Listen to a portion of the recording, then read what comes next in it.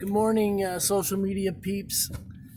Just had a few things on my heart this morning. I was just thinking, being it's February, I wanted to say this earlier in the month, but I'll share it now. But I remember hearing a story one time where this couple were getting ready for the day, getting dressed, and the wife said to her husband, "Honey, remember what day it is today?" He goes, he couldn't think of anything, so he goes, "Oh yeah, sure, honey, yeah." And then he was thinking all the way to work, boy, what was she referring to? Do you remember what day it is today? So when he got there, he asked his secretary at work, "Mrs. Secretary, is it my anniversary today? My wife and I's anniversary?" He goes, "No." "Is it my wife's birthday?" And of course, he should know all these things. And she goes, "No." And then he said, "Can you think of anything, that's in our family that's important today?" And she goes, "No, sir." He said, "Well, can you send out to this local chocolate store and send a nice heart-shaped box of chocolates to my wife just to cover my bases?" And then he kept thinking all day, what is it? So then he had a secretary send his wife some bouquet of roses and with a nice vase and everything, with a really nice appreciation card and things like that. And then he sent her some tickets to one of her favorite concerts that she always wanted to go to and things. And for the life of him, he just couldn't remember what the day was.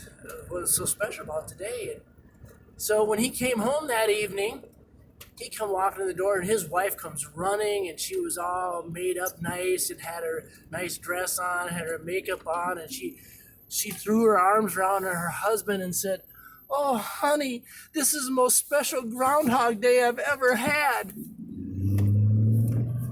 I thought that was pretty funny. You know what? Every day can be special. Every day can be special if we make it special. And I was just thinking, on Groundhog Day, it's really funny, but I've always been a fan of Bill Murray because he's got this dry, deadpan sense of humor, and really kind of really shows the absurdity of human hypocrisy and things like that sometimes, and with his deadpan humor. But one of my favorite movies is Groundhog Day. And what's really interesting in this movie, Bill Murray keeps waking up into the same day over and over again.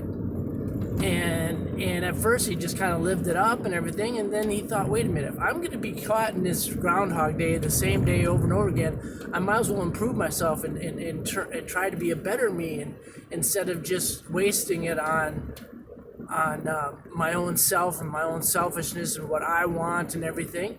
And so he started improving himself and doing good for others and saving people and helping people and things. And he just took all that stuff and because he chose to use each Groundhog Day that came around to improve himself, he gained favor amongst everybody. He became a hero in that town.